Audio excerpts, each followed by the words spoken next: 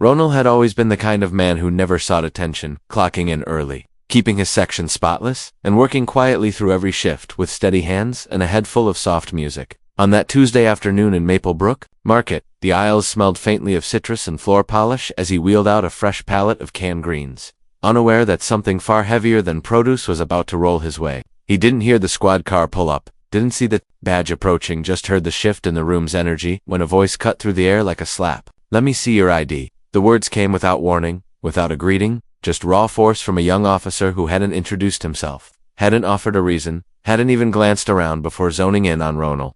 Customers paused. Mid-step, a deli worker froze, blade hovering over ham. Ronald looked up slowly, his breath steady, but eyebrows pulled low in confusion. "Am I being accused of something?" he asked, voice respectful but unwavering. The officer didn't answer, just repeated the demand and reached for his radio like he wanted backup for a man lifting squash. His name tag read T. Huxley, and while his face looked barely old enough to rent a car, he wore a posture stiff with rehearsed authority, like he was performing for an invisible mirror. He muttered something about matching a description, offered no details, no crime, no suspect, just a vague claim, in escalating aggression. Ronald stood his ground, calm still. "I've been here since 11, he said. "Check the logs. I'm not handing over my ID unless you explain." The officer's tone sharpened. "Do you want to add obstruction?"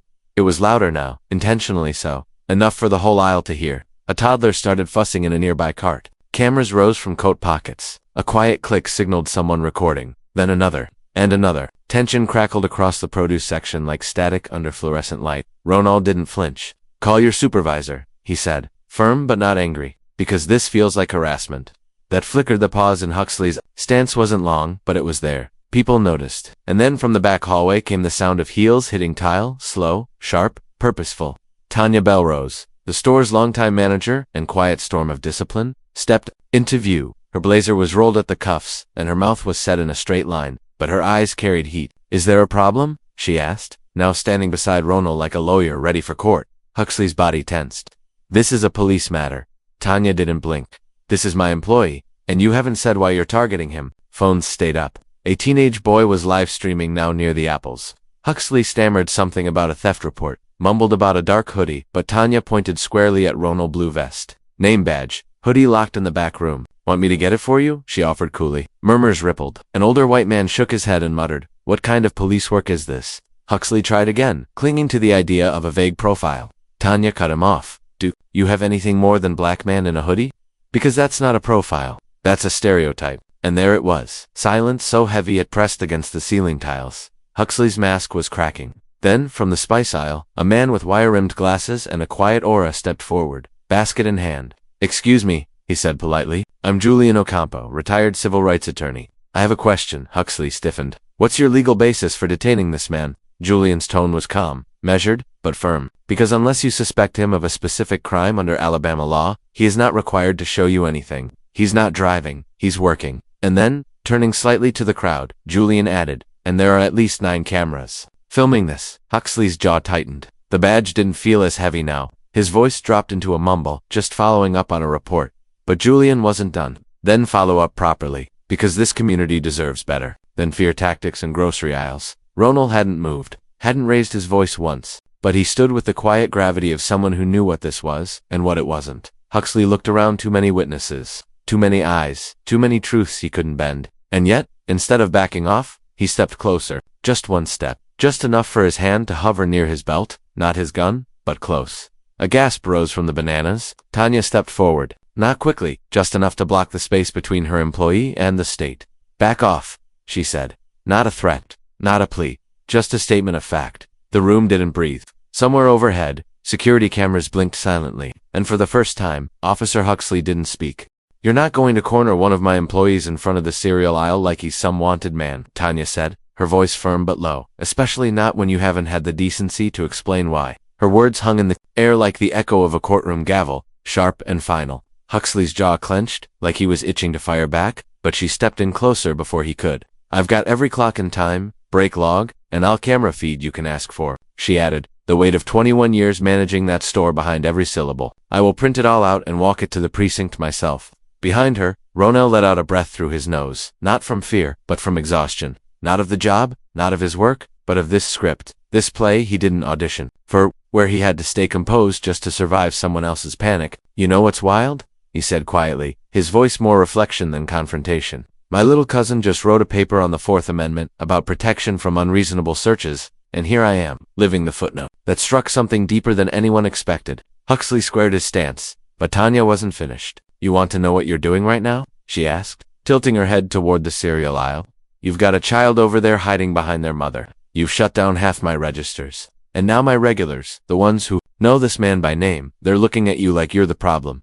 Julian, steady as ever, nodded in agreement. "And that should tell you everything." Huxley didn't speak. He looked around, and for the first time, his eyes weren't searching for an exit, they were calculating damage. Something in his posture shifted, just enough to suggest that the armor of authority was beginning to crack under the weight of eyes, phones, and truth. Then came Mrs. Yvette Harmon, slow-moving, proud-spined, cart in hand and voice like old vinyl, who had probably been shopping there longer than Huxley had been alive. "This ain't right," she said clearly, walking past him. "I've been buying my grits here 15 years. That boy helped me load a watermelon just last week. Only trouble I see is you." Her words weren't dramatic, but they hit like thunder. A few chuckles spread through the bystanders, not mocking, just real, warm, affirming. The kind of laugh that says, "We've seen this before, and we're tired." Even Terrence, Ronald's co-worker, had stepped out from the stockroom by now. "He's just stocking shelves." "Officer," he called out, "you sure you're not looking for someone without a name tag and a grocery badge?" Huxley shifted, looked around again, and then, without apology, without eye contact, took a half step back. The spell was broken. He muttered something under his breath, words no one bothered to decipher, then turned and walked toward the exit. The doors parted with a hiss and swallowed him whole. Inside, the silence was different now. Tanya turned to Ronell. "You good?" He gave a quiet nod. "Yeah, just tired." She pulled her phone from her back pocket, held it out like a small shield. "Clock out for 30, breathe, come back when you're ready." He hesitated, unsure if he should leave while everyone was still watching. "You sure?" 100%. Julian stepped forward, offering a handshake. "You handled that with more grace than most would have, that matters." Ronell accepted it, firm grip but tired eyes. "I appreciate that, but I shouldn't have to." Out back, he sat on the loading dock, arms resting on his knees, hands woven together. Like a dam trying to hold the flood in, the sky had begun its slow descent into evening, casting long shadows behind the dumpsters. He didn't smoke, never had, but he understood now why people reached for something when the world got too loud inside. In the office, Tanya and Julian reviewed the surveillance footage, their faces lit only by the pale glow of the security monitor. Multiple angles told the same story. The officer walked in with tunnel vision, never scanned the store, never hesitated. He was locked in on him before he crossed the threshold. Julian murmured. Tanya nodded. He came in with his mind made up. Her voice wasn't angry, but it was loaded. "I'm not letting this slide." Outside near the cart return a small crowd had formed, not protesters, just witnesses who hadn't moved on yet. Camille Torres, a nurse in Navy scrubs, stood with her phone still in hand, uploading the clip of Julian's calm, legal takedown. "I'm tagging the department," she said to Reggie Boone, a UPS driver, sipping an energy drink. "They're not sweeping this under the rug. Send it to the ledger too," Reggie added. "They don't mess around." By the time Ron walked back in, barely 20 minutes later, the internet had already moved faster than any department memo ever could. 3 different videos had surfaced, but it was the teens clip, 34 seconds of raw truth, that struck gold first. Ronell standing silent, Tanya stepping in, Julian dropping legal fact like a gavel. The caption read, "Guy just trying to stock veggies. Cop tried it. Not today." 2,000 shares in the first hour. Inside the store, people approached Ronell with quiet affirmations, nods, shoulder taps, small things that said, "We saw you, we're with you." Mrs. Harmon returned again. "Handled that like a grown man," she said with a smile that was proud, not pitying. "Your mama ought to be proud." He smiled, weary but present. She'd say, "I still got a shift to finish." She laughed. "Don't we all?" But the moment didn't stop there. It traveled. A college student named Latrice posted a TikTok. Later that night, she had filmed from near the frozen aisle, her voice soft, her message sharper than anything Huxley had said all day. "What if we weren't there?" she asked. "What if no one said anything?" The video crossed 1 million views by midnight. Her last words hit the hardest. "I'm not scared of what happened. I'm scared of what could have." The comments exploded. Hundreds of people shared similar stories. Others admitted they wouldn't have believed it, not without seeing it unfold frame by frame. But what moved people most were the ones who knew Ronell. One user wrote, "I shop here every week. That man helped me find almond flour last Thursday." Another, "My nephew used to stock shelves with him. Quietest guy on the team. Always respectful." This wasn't just a video anymore. It was a reckoning. It was community saying enough. Meanwhile, at 7 a.m. the next day, Officer Trent Huxley sat alone in his parked cruiser outside a Sunoco station. Engine off, his hands wrapped around an unopened bottle of water. The glow of his patrol laptop lit his face with the ghostly blue of pending doom. Tabs were open, TikTok links, internal alerts, department emails, one with a red flag from command. The department's public line had been ringing since 6:15. Huxley had thought it was a simple ID check, thought maybe he'd get to write up a report, get praised for being proactive. Instead, he'd sparked a citywide conversation and triggered a political nightmare. One clip in particular haunted him, Julian saying, "Follow up properly, because this man deserves that. So does this community." In the background of that clip, someone else had whispered, "Same story. Different. They just filmed this time." That line that was already printed on protest signs by noon. At precinct headquarters, Sergeant Alonzo Patrick didn't mince words. "You poked a hornet's nest for no reason," he said coldly over the department line. "You better pray your report's clean or you'll be writing parking citations." By Friday, back inside Maplebrook Market, Tanya sat in the break room, fingers tight around her phone. Not from fear, from resolve. Near the vending machine, Tanya moved slowly. Phone pressed to her ear, her voice low but steady. "Of course I stand behind him," she said. "He didn't do anything wrong. He was doing his job." There was a pause, as the person on the other end spoke. "Yes, I know the video's spreading," she said, eyes flicking around the quiet store. "Honestly, it should. We keep saying we're about community. Well, this is what our community looks like." She ended the call with a sharp breath, lowering her phone, gaze drifting to the bulletin board nearby. A flyer for next month's canned food drive wavered slightly in the breeze from the air vent, above suddenly insignificant and fragile. Out front, was back on shift. He had refused to sit in the back, had waved off sympathy. "I'm not hiding," he said firmly. "Let me finish my shift." And so he returned to stocking shelves like nothing had happened. But everything had. Only now. Customers weren't looking at him through a lens of doubt, they were looking at him as if they'd finally noticed him. Really noticed. One elderly woman, Miss Tilda Knox, shuffled over to the suggestion box at customer service. She slipped in a folded note and walked away quietly. Later, Tanya would open it. In neat cursive, it read, "That young man deserves a raise. And whoever was managing today does too." At 8:03 p.m., a patrol car pulled up again. But this time, it wasn't Officer Huxley, it was Sergeant Patrick. No sirens, no urgency. Just a man walking in with his sleeves rolled up, salt and pepper hair slightly disheveled like he'd been pulled out of paperwork. His eyes scanned the store and found Tanya. "Ms. Belrose?" he asked when he reached her. She didn't move. "That's me. I'm here about what happened earlier." His tone was restrained. "With Officer Huxley?" Tanya asked. "Yes, ma'am. I've seen the video. I've spoken with him. I just want to assure you it's being taken seriously." Tanya didn't blink. "So ... is this an apology?" Patrick hesitated. The words sat heavy in his mouth. "Not ... officially, but the review's been escalated. We'll be following up." Behind them, the store buzzed with normalcy checkout beeps. Carts rolling, but something beneath had shifted. The silence that once lived in that building had been evicted. 2 aisles down, Ronald stood still, watching. He didn't speak. He didn't need to. Patrick saw him, gave a tight nod, and left. No sirens, no lights. Just the quiet hum of a cruiser, fading into the night. But that wasn't the end, not even close.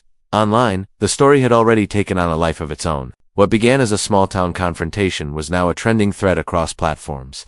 Anniston, once a quiet suburb, was now a spotlight. Ronell's name appeared alongside hashtags like #Profiled@work and #WhyWeFilm. He didn't even have a Twitter account, but his face, the frame where he stood silent, barcode scanner in hand while an officer leaned in, was everywhere. Some called it grace, others a symptom of a larger problem. One viral post read, "He didn't shout, didn't resist, and still, he was treated like a criminal. This is America." Another said, "If Julian Ocampo hadn't filmed this, how would the story have ended?" Think about that. By midday, national accounts had reposted the footage. Activists, public figures, even a few lawmakers shared their outrage. A former senator called it an American moment we keep repeating. A pastor from nearby Tuscaloosa captioned it simply, "Watch this and tell me we've moved on." But it wasn't just talk. In Birmingham, Maplebrook's corporate office held a Zoom meeting. Tanya was strongly encouraged to join. It lasted 23 minutes. They wanted to know, had she acted professionally? She didn't flinch. "The question isn't if I followed policy," she said. "It's whether he did." They asked if any rules had been broken. "By us?" she asked. "Or by him?" The call ended with the usual line, "We'll monitor the situation closely." Back at the store, Rona was off that day. Tanya insisted. "Take the day," she told him. "You earned it." He didn't argue. He needed the air. But even in the quiet of his small apartment on Anniston's west side, there was no real escape. His sister Kaylin called from Nashville. "I just saw you on TikTok," she said, voice a mix of awe and worry. "That was wild." "You okay?" "I'm fine," he said, though the words were flat. "Ron, it's everywhere. Like even folks from high school are sharing it. They're proud of you." "I didn't do anything," he replied. Kaylin paused. You stayed calm while someone tried to shake you. You didn't feed the moment. That means something. He appreciated it, but it didn't stop the strange feeling, the dissonance of becoming a symbol, not for what he built, but for how he held his ground. Meanwhile, Julian Ocampo had stayed up late, drafting an op-ed for the Anniston Ledger. He sent it in around 1 a.m., and it was published by sunrise. He didn't name names. Not Ronell's, not the officers, just questions. Why was he approached? Why no cause? Why does it take 5 cameras and a crowd for truth to count? But Julian also wrote what made this moment different, because someone spoke up. Because a manager stood her ground. Because for once the community didn't look away. Over 10,000 shares in less than a day, teachers printed it out for class. Church groups discussed it during prayer. It struck something deep, not just for what happened, but for what almost did. The refrain echoed. What if there were no cameras? What if Tanya had stepped out? What if Ronell had snapped? At 4:30 that afternoon, the Anniston Police Department posted a formal statement. We are aware of the incident at Maplebrook Market involving one of our officers. A full review is underway. We remain committed to community policing with fairness and respect. No apology, no name, no accountability. The comment section wasn't having it. One reply had over 800 likes. You had a chance to say something that mattered. Instead, you said nothing loud. Ronell ignored the digital chaos. His concern wasn't the hashtags, it was how this moment would shape his actual life. And the consequences were coming fast. By Thursday morning, the city council chambers were packed, not with politicians but regular people. Folks who hadn't set foot in that room since the town's debate over parking meters 3 years ago. They weren't there for policy. They were there for Ronell. The council hadn't even planned to bring it up. It wasn't on the docket, but people came anyway. With signs, with printouts, with questions. Justice at the job. Protect, don't profile. Leona Brackett, the city clerk who'd worked behind that same desk for nearly 2 decades, whispered to Councilman Tibbs, this many people on a Thursday morning. Something's bubbling. At 9 a.m., Councilwoman Denise Harlan, a retired teacher known for her quiet advocacy on police reform, called for a 5-minute recess. She stepped out, phone to her ear. No one knew who she called. But when she returned, the energy in the room had shifted. Across town, in a windowless office at the Anniston PD, Officer Huxley sat under the eye of internal affairs. No badge, no belt, just silence. The blinds were drawn. His answers were brief. 1 floor up, Sergeant Patrick reviewed the latest legal memo from the city attorney. If this keeps building, the lawyer warned, we're staring at a liability crisis, especially if Price files a complaint. And that was the word starting to swirl now. The fluorescent buzz of the break room hummed softly as Tanya paced slowly toward the vending machine. Phone pressed to her ear, voice low but firm. Of course I support him, she said, her gaze fixed ahead, though her thoughts were 1,000 miles deep. He didn't do anything wrong. He was working, for crying out loud. A pause followed. On the other end, corporate tried to smooth out what couldn't be smoothed. Tanya listened, lips tight.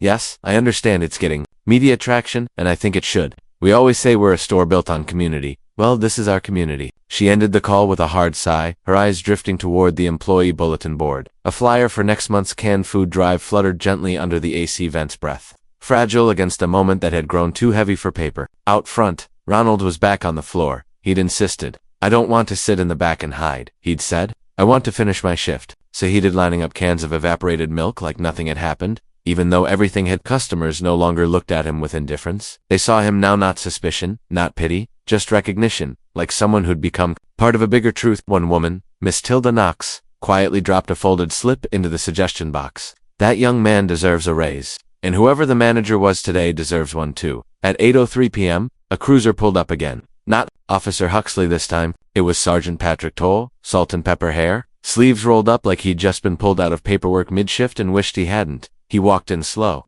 like a man dragging weight behind him. At the customer service counter, Tanya didn't flinch. Miss Belrosi asked, I'm here to speak about the earlier incident with Officer Huxley, she said. He nodded. I've reviewed the footage. I've spoken with the officer. I want to make it clear we're taking this seriously. Her voice didn't waver. Are you apologizing? Patrick seemed to chew on the word like it didn't quite fit in his mouth. Not officially yet, but I'm telling you, the review's been escalated.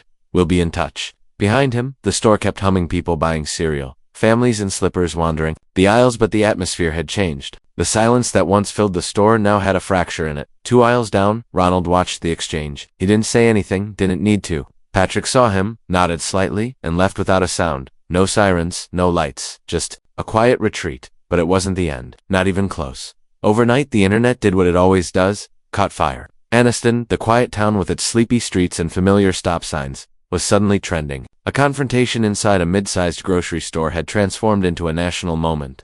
Ronald's face barcode scanner in hand, posture calm but unwavering, was everywhere. Tweets, headlines, TikToks, profiling in broad daylight. Targeted, while working, why cameras matter. He didn't even have a Twitter account, but it didn't stop his image from sweeping across feeds like wind through dry leaves. One post read, "He didn't raise his voice, didn't move a muscle, and still he was treated like a suspect. America, 2025. Another read, "If Julian Ocampo hadn't been there, how different would this story be?" National accounts picked it up. A former state senator called it an all-too-familiar American scene. A pastor from Tuscaloosa reposted the footage with the caption, "Watch this and tell me we don't still have a problem." But beyond words, something else took root momentum. That morning, the Maplebrook corporate office in Birmingham held a Zoom call. Tanya was invited, no, summoned. It lasted 23 minutes. They asked if she'd handled the officer professionally. She replied, "He didn't handle himself professionally." They asked if any policy was violated. "By us or by him?" she asked. The call ended with tight corporate phrasing and vague reassurances. "We'll be monitoring the situation." Meanwhile, Ronald stayed home. Tanya had told him, "Take the day, man, you've earned it." He didn't argue, but even from his small apartment, the story wouldn't leave him alone. His sister Kaylin called from Nashville. "I just saw you on TikTok. That was wild. You good?" "I'm all right," he said, though the words rang hollow. "Everyone's sharing it," she added, "even folks from high school. They're proud of you." "I didn't do anything," Ronald replied. She paused. "You stood there, calm. You didn't give him what he wanted. That's something, Ron. That's everything." It helped a little. But waking up famous for surviving an injustice doesn't feel like victory. It feels like being seen through glass. Not real. Not yours. Julian Ocampo had stayed up late writing an op-ed, no names, no sensationalism, just facts. "We've spent too many years asking the same questions," he wrote. Why was he approached? Why was there no cause? Why did it take a room full of cameras to force the truth out? The piece spread like gospel. Teachers printed it out for classrooms. Churches brought it to Bible study. People didn't just read, they discussed. Not just what happened, but what could have. What if the cameras hadn't been there? What if Tanya had been on break? What if Ronald had panicked? Fear hovered behind every what if. Late that day, the Anniston PD finally released a statement. "We are aware of the incident at Maplebrook Market involving one of our officers. A formal review is underway. We remain committed to fair and respectful community policing." No apology, no mention of Ronald, just polished avoidance. But the public didn't bite. One comment read, "You had a chance to say something real. Instead, you said nothing." Loud. Ronald didn't follow the comments. He didn't need to. What mattered wasn't the noise online. It was what came next in his real life. And that was about to get more intense. By Thursday, the city council chambers were full. Not for parking permits or zoning arguments. This time, people came carrying signs. Justice at the job. Protect. Don't profile. It wasn't even on the agenda, but the crowd came anyway. Clerks whispered. Council members squirmed. Councilwoman Denise Harlan stepped out for a phone call. Nobody said who she dialed, but when she returned, the temperature of the room shifted. Across town, Officer Huxley sat in a dim office with internal affairs. No badge, no belt, just a man. Suddenly small. One floor up, Sergeant Patrick was in a closed-door meeting with the city attorney. "If this keeps going," the attorney warned, "we've got a liability issue, especially if Price files." That word file wasn't spoken publicly, but it hung in the air, thick and real.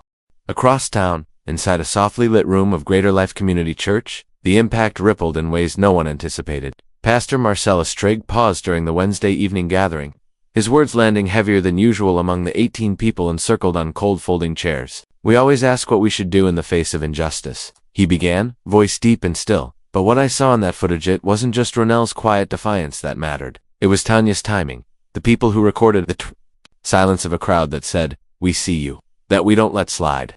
And that," he said, "is what community looks like." The following Sunday, the church hosted a neighborhood meal. Free food, open doors, long tables, under string lights. Ronell stayed home. Too many eyes, too much attention. But Tanya came. So did Julian.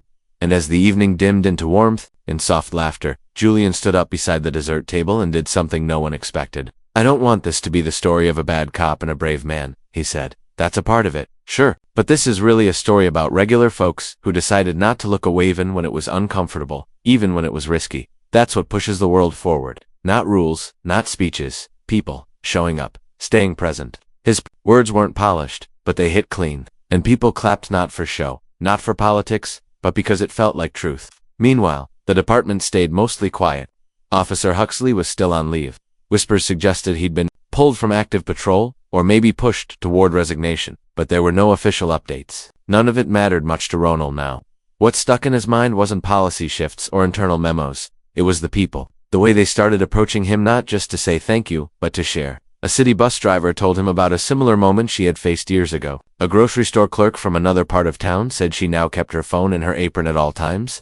A teenager brought him his lunch sack and nervously asked for a signature, then said, "My civics teacher showed your video. We talked about what it means to not back down." Ronald signed it. Didn't have the right words. Still didn't. But somehow, going back to work started feeling mostly normal again, not entirely, but close enough. People still stared sometimes, but it was different now. It didn't feel like a warning. It felt like a kind of reverence. Like they were watching someone who had held steady when the earth tilted. And yet, as the town breathed out and moved forward, one question settled in the quiet. What did Ronald carry from all this? Would he ever be just an employee again? A week later, he sat at a small metal cafe table outside Everett's Coffee on 6th Street. The coffee was lukewarm and bitter. He wasn't really drinking it. The sun was out too bright, Across the road, someone mowed a patch of overgrown grass, the sound steady and indifferent. Near him, a group of college kids chatted and laughed, half buried in their phones. Life went on, but something in his chest wouldn't move. He hadn't spoken to any reporters, turned down every outlet, every interview. He wasn't looking to become anyone's symbol. He just wanted his quiet back.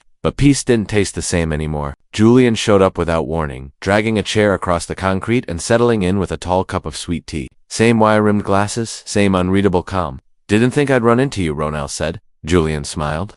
"Didn't think I'd get recognized at the store by a woman who thought I was her uncle's tax lawyer." They both laughed, small, dry, honest. "So," Julian said eventually, "how are you really?" Ronell stared at his coffee, then up the street. "Better than I thought I'd be," he said. "Worse than I want to be." He paused. "I don't feel like I did anything special. Man, I just, didn't move. Just said no." Julian nodded slowly. "That's exactly why it was special." Ronell shook his head. "Not sure if that's comforting or just sad." "Maybe it's both," Julian said. They sat in silence, letting the breeze and passing traffic fill the space. Then Ronell spoke again. "I keep thinking about how close it was. If Tanya hadn't walked around that corner, if you hadn't stepped in, if I'd said the wrong thing, lost my cool, it could have gone bad. Fast." Julian didn't interrupt. "What haunts me," Ronell said, "that all it takes is one moment. One person deciding you're the problem. And if you're not lucky, if nobody says anything, you disappear into the machine before anyone even knows you're gone." Julian folded his hands. "That fear, the one you're sitting with, that's what a lot of people live in. Every day you just happened to be in the spotlight when it hit you." "Some spotlight," Ronell muttered. "But you didn't fall," Julian said. "You stayed upright. That matters. Now people have seen it, felt it." Ronell exhaled. "Yeah. But what do I do with that?" Julian leaned back. "Maybe nothing. Maybe you just keep living. Or maybe when it matters you speak, you show up. No pressure. Just know this. What you didn't do mattered. You didn't fold. You didn't flare up. That shouldn't be rare, but it is." They left it there. Drank the last of their cups. Said goodbye with a nod. That night, Ronell stood in his kitchen, phone in hand, scrolling mindlessly until he stumbled on a post from Elith, a 12-year-old, who had sent him a handwritten note the week before. His grandma must have helped him make the account. The post read, "I want to stay calm like Mr. Ronell when people are mean. That's what strong is." Just one line, but it hit harder than any article or headline ever could. Ronell set the phone down, leaned into the countertop, took a deep breath. Then another. He hadn't asked to be anyone's example, but maybe, just maybe, being one for a kid like Eli wasn't the worst thing. He didn't know what would happen with Officer Huxley, or the department, or the wider system that churned forward like his story was just another headline to bury. But this much he knew, he wouldn't forget, and he wouldn't let it shrink him. Because standing his ground, that day when everything in his body screamed to flinch, to fold, to disappear, the hardest thing he had ever done, and now he knew he could. Moments don't always come announced, but when they do, they reveal you. And if this story lit something in you, don't wait for permission to speak. Speak now. Speak when it matters. Not just online, for real people. In real time. If you ever see someone being cornered, don't look away. Be Tanya, be Julian, or maybe, just maybe, be the quiet strength that says, "We're not letting this slide."